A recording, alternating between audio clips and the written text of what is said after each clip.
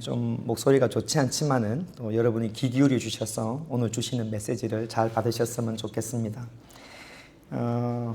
예배 시간에 두 친구 이름을 이야기해서 좀 그렇지만은 찬진이하고 찬빈 형제가 오늘 교회에서 마지막 예배 드리고 오늘 오는 주 중에 한국으로 갔다가 광고대로 군입대하게 됩니다.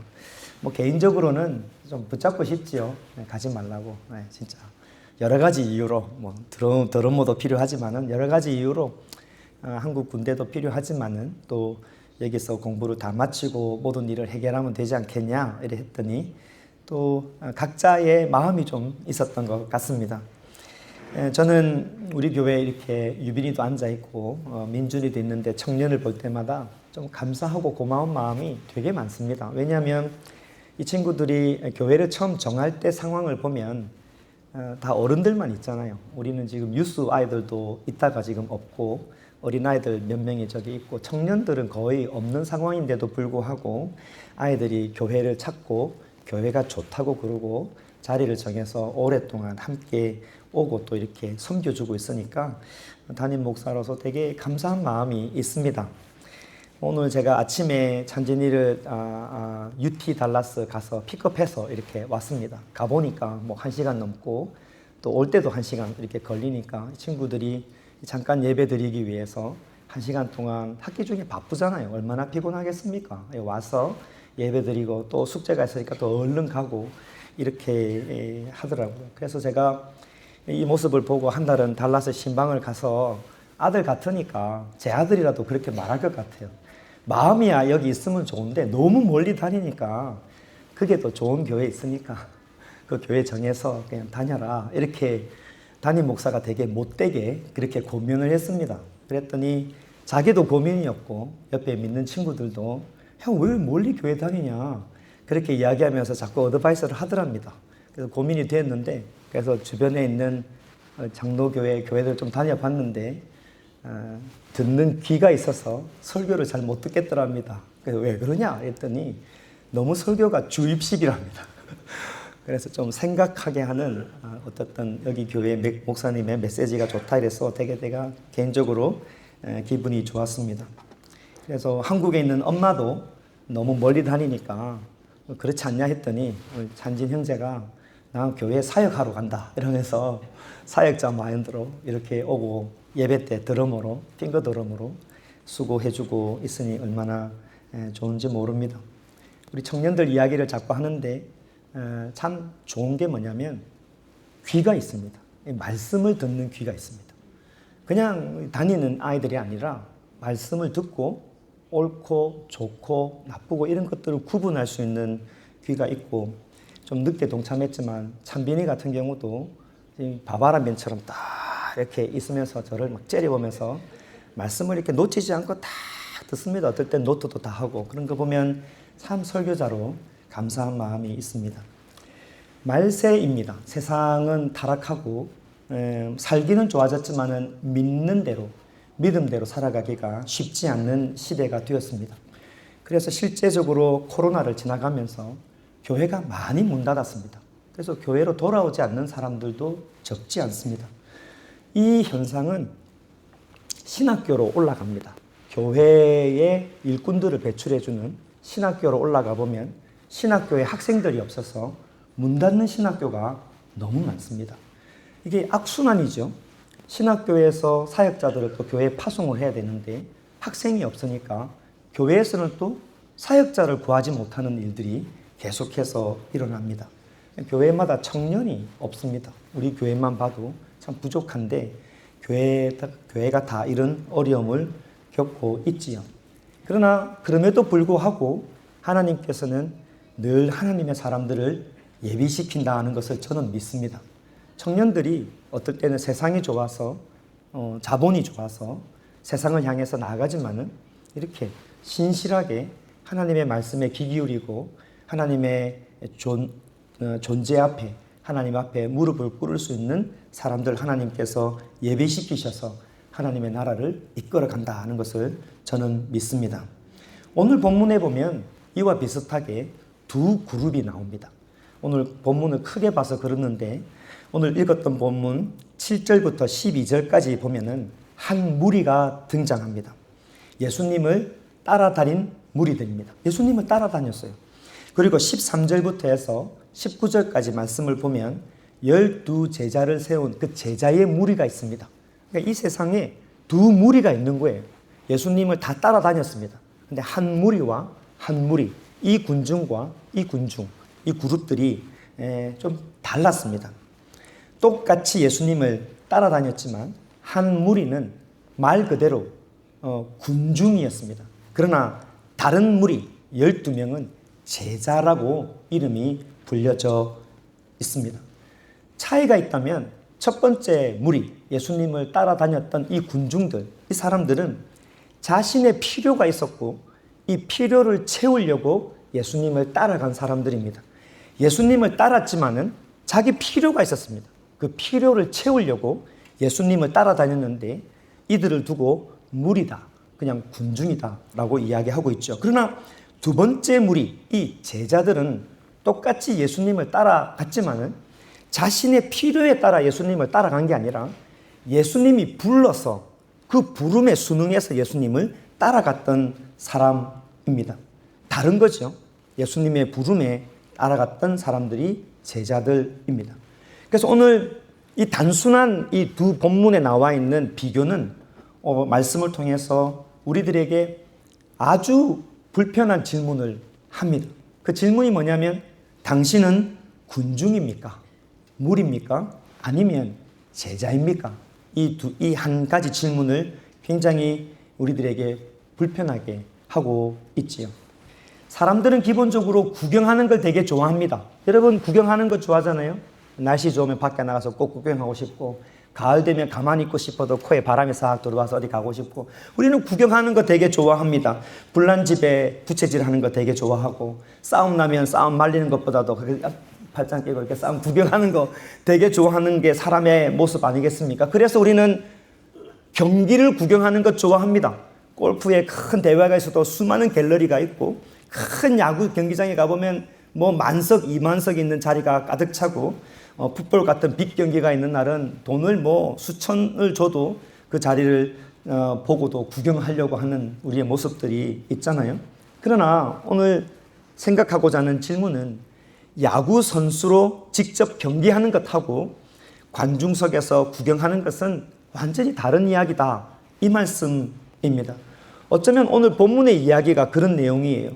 예수님께서 관중석에 앉아있는 사람을 불러서 선수로 기용하고 있다는 내용입니다.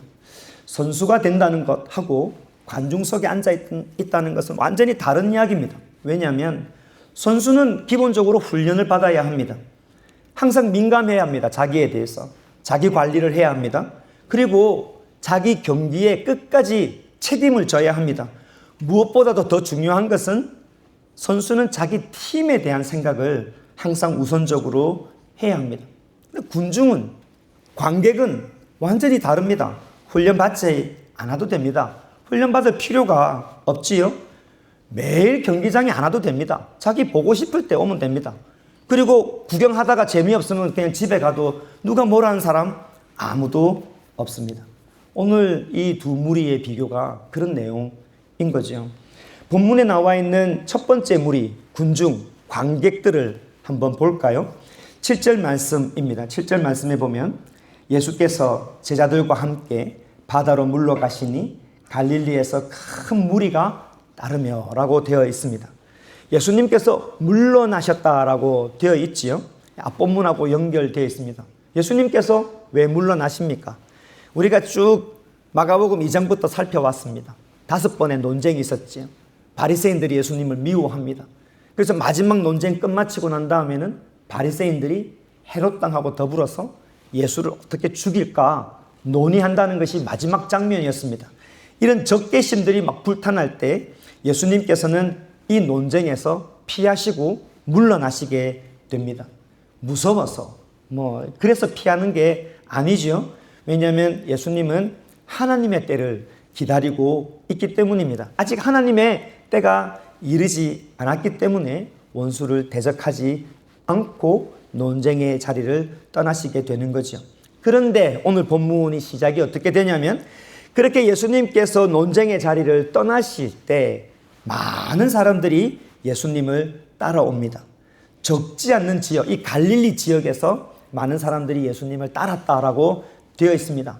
이 지역들을 이렇게 살펴보면 지금 여기에 계신 분들이 오는 거리 정도 됩니다. 갈릴리 지역에 있는 사람들이 예수님께 왔다. 딱 우리 교회가 분포되어 있는 정도의 넓이에서 예수님을 다 따라왔죠. 다른 점이 있다면 차 타고 온 것이 아니라 다 걸어서 여기까지 오게 된 것입니다. 저 남쪽 나라에서 오신 분은 한참을 걸어서 예수님을 보러 왔겠지요. 그런데 8절을 넘어가 보면 갈릴리 주변의 사람뿐만 아니라 확대되어서 전국에 더 많은 사람들이 예수님께 몰려왔다 하는 것이 되어 있습니다. 당시에 뭐 카톡이 있는 것도 아니고 SNS가 있는 것도 아니고 뉴스 TV가 있는 것도 아닌데 어떻게 알았는지 예수님에 대한 소문을 듣고 정말 많은 사람들이 몰려왔습니다. 8절 말씀입니다. 이건 여러분이 한번 읽어보시겠습니다. 한번 읽겠습니다. 시작. 유대와 예루살렘과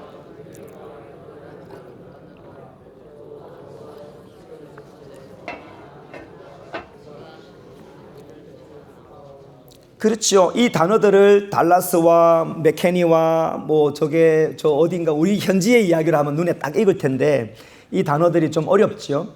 그래서 요즘은 구글 맵이 잘 돼 있으니까 지금 팔레스타인에 있는 이스라엘 지도를 확대시켜서 예루살렘을 출발지, 도착지를 갈릴리 바다 이렇게 찍어보니까 이렇게 차가 돌아서 2시간 딱 걸리더라고요. 현재 나와 있는 도로로 딱 2시간 걸리는 거리입니다. 그러니까 멀리 남쪽의 예루살렘에서 이렇게 왔을 때는 차로 2시간이니까 걸어서는 그때 상황으로는 한 이틀 걸려서 예수님께 나오게 된 거죠. 정말 많은 사람들이 예수님께 나왔습니다. 그러니까 속지 말하면 떼거지로 그냥 예수님께 나오게 된 거지요. 많은 사람들이 몰려왔습니다. 어느 정도 몰려왔느냐. 예수님께서 이 무리를 피해서 제자들에게 갈릴리 바다에 띄울 배를 준비해라. 사람들이 너무 많으니까 땅에 자신의 발을 디딜 공간이 없어서 배를 타시려고 배를 준비시켜라 할 만큼 그렇게 사람들이 많이 몰려들게 된 거죠. 근데 10절에 가보면은 왜 이렇게 많은 사람들이 예수님을 만나려고 했을까? 왜 많은 사람들이 예수님께 모여들었을까? 그 이유를 설명하고 있죠. 이것도 여러분이 같이 한번 읽어봅시다.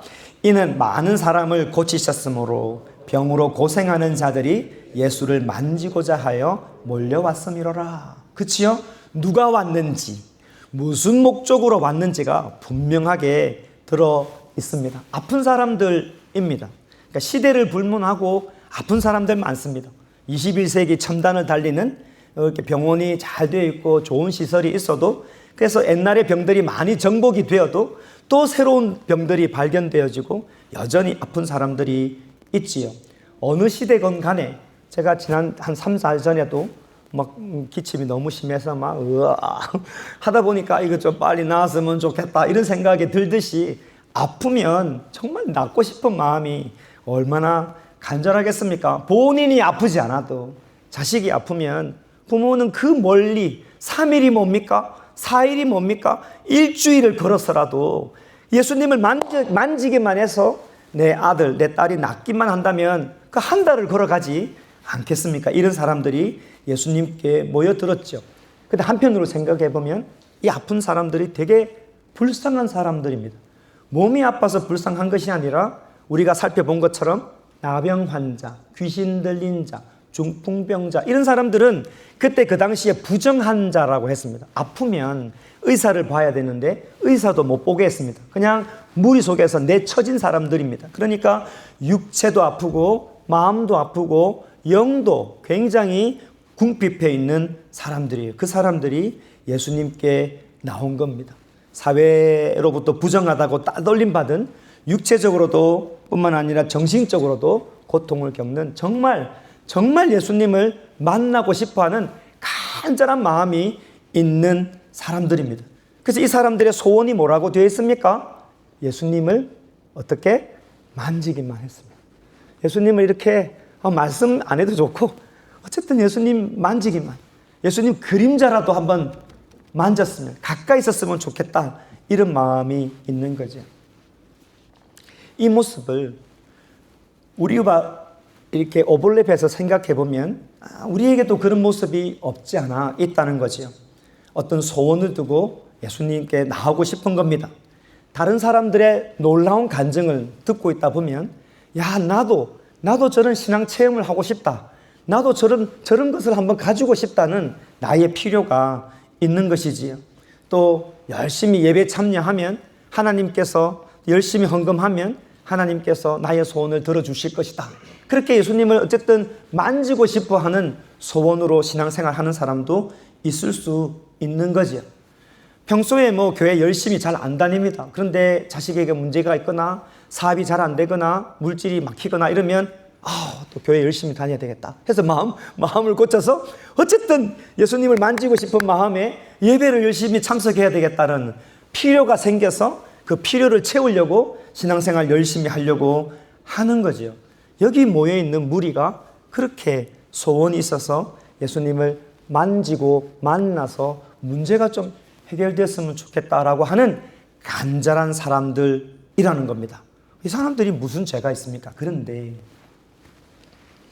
우리가 주목해 볼 필요가 있는 것은, 그럼에도 불구하고 이 사람들이 너무 고통받고 너무 간절하고 예수님을 만지고 싶은 마음이 가득하지만은 마가복음은 이제 방향이 조금 틀어집니다.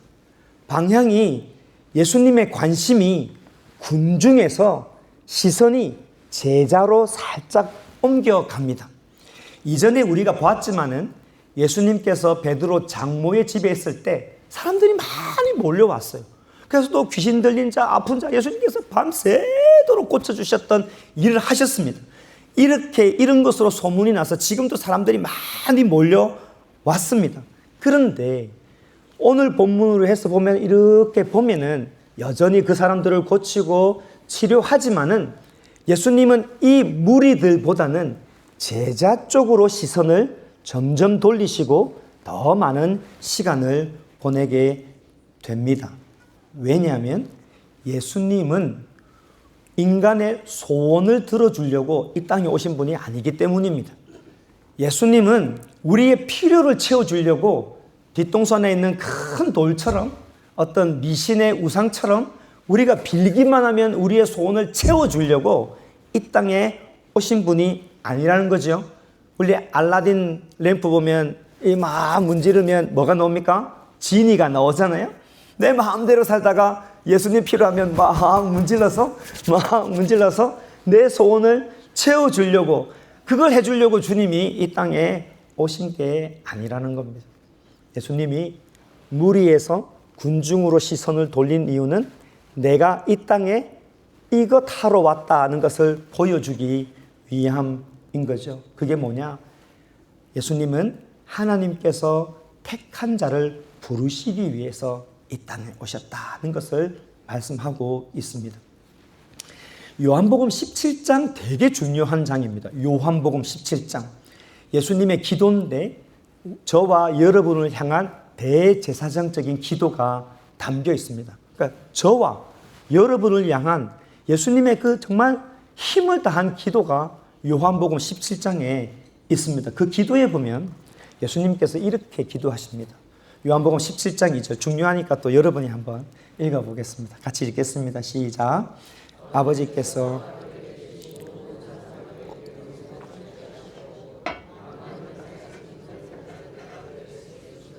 그렇죠? 본문이 띄어져 있으니까 잘 보십시오. 아버지 하나님께서 아들에게, 예수님에게 권세를 줬습니다. 만민을 다스릴 수 있는 권세를 줬답니다. 권세를 준 이유가 뭡니까?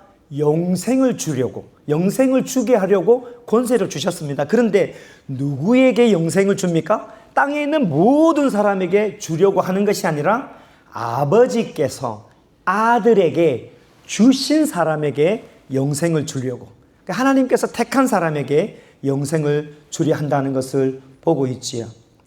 6절에 가보면은 조금 더 구체적인 기도를 하시는 것을 볼 수가 있습니다. 제가 읽어드리겠습니다. 세상 중에서, 예수님의 기도입니다. 세상 중에서 내게 주신 사람에게 내가 아버지의 이름을 나타내었습니다.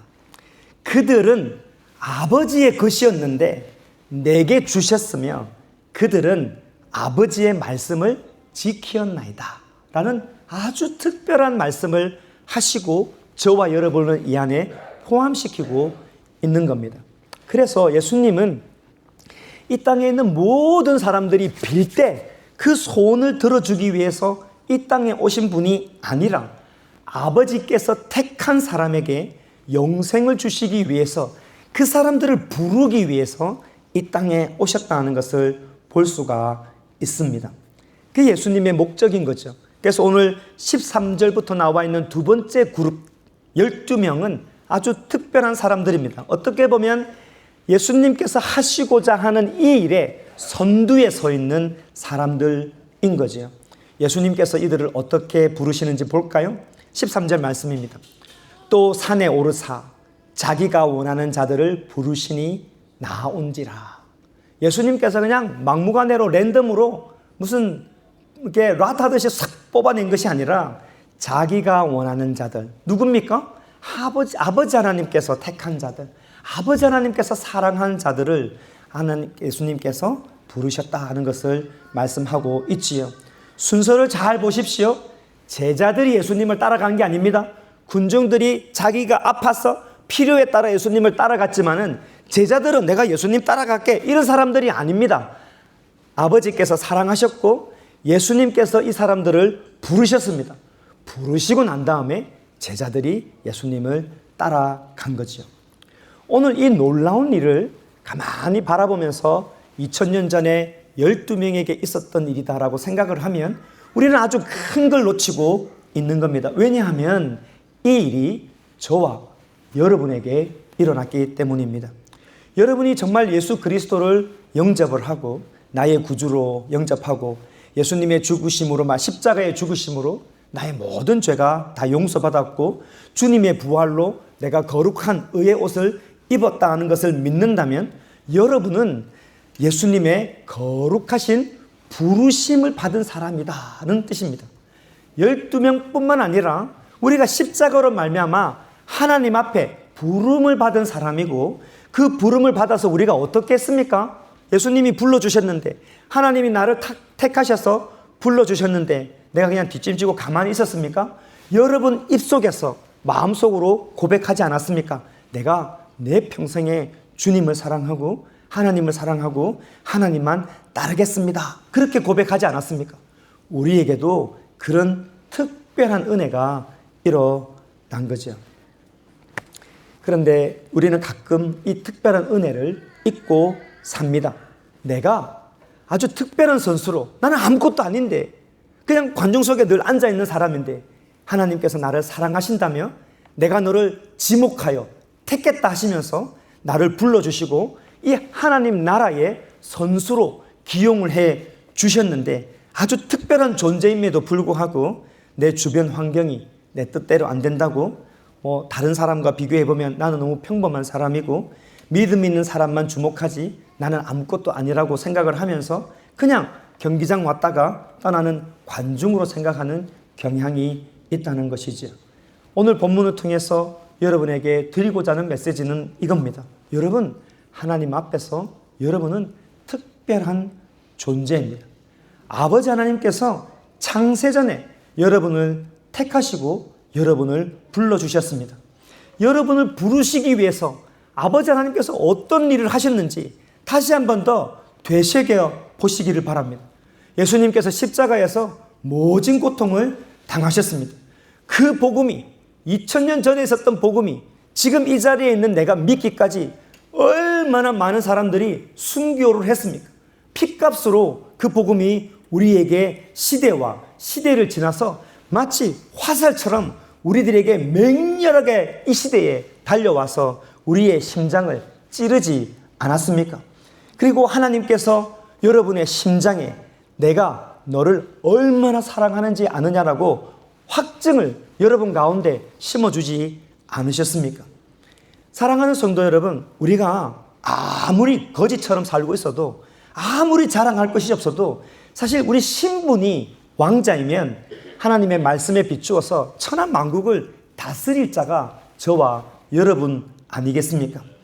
온갖 것들이 꼬여 있어도, 내가 원하는 대로 되지 않아도 그래도 하나님은 나를 사랑하시고 나를 지목하시고 그 사랑을 놓지 아니하시고 지금도 사랑한다고 말씀하시면서 우리를 몰딩하시고 이렇게 이큐핑하시고 만들어 가시는 그 하나님의 은혜가 있지 않겠습니까? 여러분, 이 놀라운 은혜를 일반 군중들처럼 내 필요에 따라서 그냥 예수님만 좀 만졌으면 좋겠다, 이런 믿음으로 전락하지 않았으면 좋겠습니다. 우리는 그런 믿음을 소유하면 안 됩니다. 하나님의 부르심에 기초한 믿음이어야 합니다.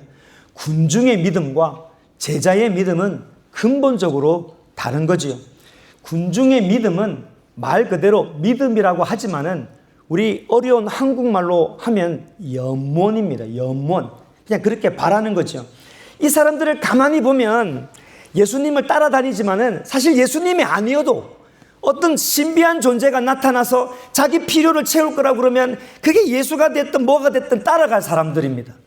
우리의 신앙이 그렇게 되면 안 된다는 것이죠. 그냥 만지어서 내 문제가 해결될 거면 어떤 것이든지 만져서 내 문제를 해결할 것이라고 생각하는 것은 믿음이 아니라는 거죠. 제자의 믿음은 그 믿음이 하나님이 나를 부르셨다, 거기에 기초하고 있습니다.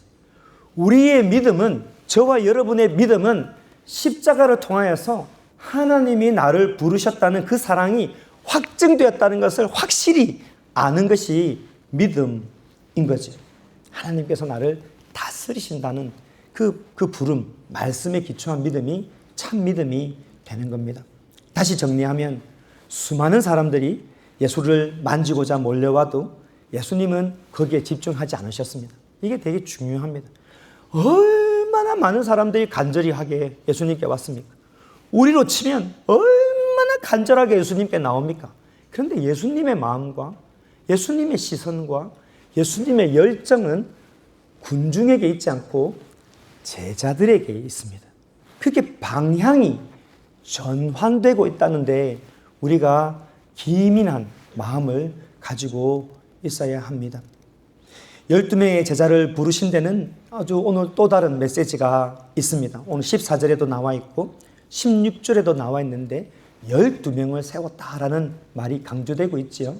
조금 부언해서 설명을 드리면 하나님께서 내가 이제 새 백성, 새 나라를 이루겠다는 뜻으로 12명을 상징적으로 부르시게 되는 거죠. 잘 알다시피 구약에 12지파가 있었습니다. 그러나 예수님께서 12명의 사도를 선택한 이유는 이제 구약처럼 내가 새로운 지파, 새로운 민족, 새로운 하나님의 백성을 내가 이끌어 가겠다는 굉장히 상징적인 의미가 담겨져 있습니다. 하나님께서 만드시는 이 모든 하나님의 백성은 군중이 아니라 이 사람들이 1000명이 됐든 10,000명이 됐든 10만 명이 됐든 헤아릴 수 없는 수많은 사람이 되어도 이 안에는 군중이 한 명도 없다는 뜻이 되는 겁니다. 하나님께서는 저와 여러분을 개인적으로 구원하십니다. 구원시키셨습니다. 그러나 하나님의 마음은 하나님의 백성을 공동체적으로 회복시킨다는데 오늘 의미가 있습니다. 우리가 강조했던 요한복음 17장에 보면 그 예수님의 기도의 중반에 또 이런 기도가 나옵니다. 중요하니까 여러분이 같이 한번 읽어보겠습니다. 요한복음 17장 11절 말씀입니다. 시작.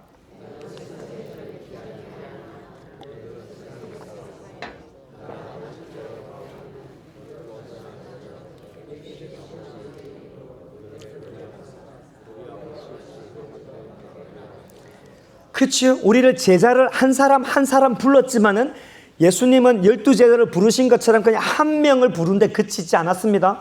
12명을 통하여서 하나님의 백성을 이루게 하시고 이 모여든 제자들이 한 마음이 되기를 원한다는 공동체적인 마음이 강하게 있습니다. 하나 되는 공동체를 이끌어 가시는 것이 하나님의 꿈이라는 것을 보게 되고 이 일을 하나님께서는 교회를 통해서 이루어 가십니다. 그래서 우리가 성만찬을 같이 하고 예배를 함께 드리는 것도 하나 되는 공동체, 하나님의 뜻을 이루기 위해서 우리가 그렇게 하고 있는 것입니다. 때문에 우리의 신앙은 개인적이면 안 됩니다. 우리의 신앙은 공동체적이어야 합니다. 너 없이 나만 존재하는 신앙은 제자들의 신앙이 아니라는 거지요. 나만 믿으면 잘 된다, 나의 필요만 채우면 된다는 것은 군중의 믿음이지 제자의 믿음이 아니라는 것입니다. 하나님의 부름을 받은 제자들의 모습을 오늘 나와 있는 것 중에 가만히 살펴보면 대단한 것들이 되게 많습니다. 왜냐하면 이 12명은 어울릴 수 없는 사람들이 많습니다. 우리가 지난번에 살펴본 것처럼 세리 마태는 로마 정부에 세금을 내는 사람입니다. 식민지 되어 있는 상황에서 자기 민족을 위해서 애쓰지 아니하고 자기만 살려고 세금을 혹독하게 걷어서 로마 정부에게 바치고 자기 배불리는 사람들입니다. 이 세리가 그런 사람인데 다른 사람들은 다 유대인입니다. 이 유대인들의 눈에는 세리 마태가 얼마나 같이 제자된다는 게 얼마나 싫었겠습니까? 그러나 이 모습 속에서 하나 되는 것을 보여주고 있죠. 특별히 18절 말씀에 보면 되게 어려운 사람이 한 명 나옵니다. 18절 마지막에 보면 가나나인이라는 말이 나옵니다. 가나나인 시몬이라는 사람이 나오게 되지요. 아람어입니다. 아람어. 번역하면 열심당원이라는 뜻입니다. 열심당원. 우리말로 말하면 독립투사, 이렇게 말할 수가 있습니다. 당시에 유대 그룹 중에 로마를 힘으로 무찔러야 된다는 열심당원들이 있었습니다. 이 사람들은 필요하면 무장투쟁합니다. 필요하면 암살도 합니다. 필요하면 불도 지릅니다. 그게 하나님의 뜻이고 이게 확실한 길이다. 그래서 힘으로 이렇게 독립하려고 하는 그룹인데, 그 그룹의 한 사람이 예수님의 제자 중에 한 명이 있었던 시몬, 가나나인이라는 시몬입니다. 이 사람 눈에는 12명 중에 누가 제일 꼴보기 싫겠습니까? 마태가 제일 꼴보기 싫은 거죠. 칼을 바로 끄집어내서 뒷골목에서 목을 잘라도 나는 하나님의 뜻으로 잘했다라고 말할 충분한 사람입니다. 그러나 오버롤 해서 이 12명이 예수님의 제자가 되어서 한 사람은 칼을 버리고 한 사람은 돈주머니를 버려서 주님의 제자의 한 사람이 되었다는 이 공동체의 모습이 제자 그룹에 있다는 것이고, 오늘 우리들에게는 교회가 무엇인지를 보여주고 있는 것이죠. 마지막으로 예수님은 자신을 팔 가룟 유다까지 불렀다는 것 봅니다. 질문이 많죠. 왜 이 사람을 불렀을까? 우리식으로 생각하면 이런 겁니다. 목사님, 이분은 우리 교회 오시면 절대 안 되는 분입니다. 얼마나 이 사람 문제가 많은지 압니까? 나중에 반드시 목사님을 팔 사람입니다 라고 할 사람이 가룟 유다 같은 사람 아니겠습니까? 이 사람은 지금 웃고 있지만 나중에 반드시 목사님이나 교회에 칼을 꽂을 사람입니다 라고 말한다 할지라도 예수님은 기회를 주고 같이 불렀습니다. 그러니까 주님의 공동체는 어떤 사람이 들어와야 된다는 것을 보여주고 있는 것이죠. 말씀을 정리하고자 합니다.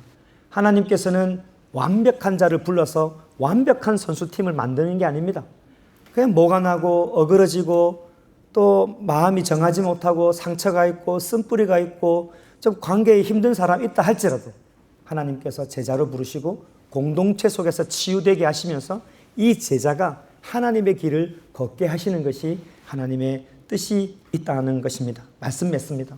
우리는 예수님만 만지면 된다는 군중의 믿음에 머물러 있으면 안 됩니다. 그 믿음이 아니고 염원일 뿐입니다. 예수님이 아니었으면, 우리가 다른 것이었으면 만졌을 수도 있다는 것이죠. 올바른 믿음이 아닙니다. 그리고 우리의 믿음은 공동체적이어야 합니다. 우리는 예수님의 제자들입니다.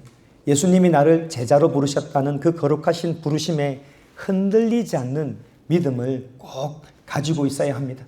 나의 믿음은 너 없이는 존재하지 않습니다. 다시 말씀드립니다. 나의 믿음은 너 없이는 존재하지 않습니다. 너가 있어야 내가 존재하는 믿음이 예수님이 말하는 그 제자 무리의 공동체의 제자의 모습이라는 것을 기억하였으면 좋겠습니다. 작게는 가정입니다. 믿음의 가정이 되어야 되고, 다음에 여러분의 관계에서 예수님이 나타나야 되고, 그 다음 교회에서 오직 십자가만 드러나야 하는 것입니다. 말씀 맺습니다. 여러분은 군중이 아니고 제자입니다.